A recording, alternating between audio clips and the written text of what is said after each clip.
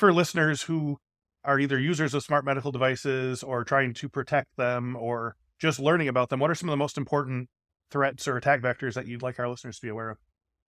Well, we talked about one of them already, legacy devices, right? Understanding what's in a device is the first step towards protecting yourself. That you're running outdated software that hasn't been patched or can't be patched is important to enable you to know what to do with that device. So if you're a CISO at a hospital that's got devices that are running maybe an older version of Windows that can't be patched or is just outdated, there may be some things you want to do with that device. Maybe you want to pull it off the network, put it on a subnet. Maybe you want to only use it locally. There are maybe ways you can protect yourself without actually having to upgrade the device.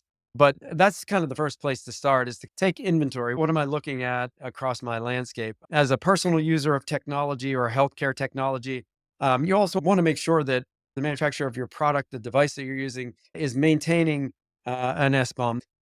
They have some kind of cybersecurity posture. They're able to communicate security patches readily and quickly. They get security patches out to you quickly as you need them.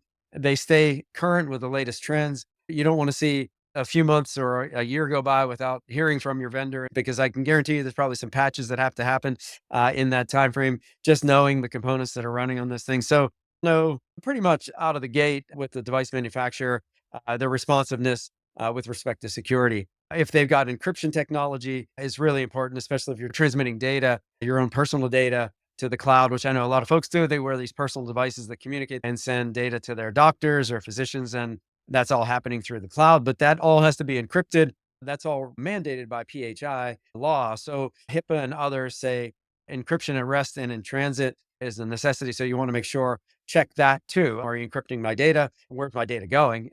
And are you encrypting it? And are you encrypting it when it gets there? What are you running on the other end? Is it a secure system? Is it a HIPAA qualified system as well? So those are a few things I would start with.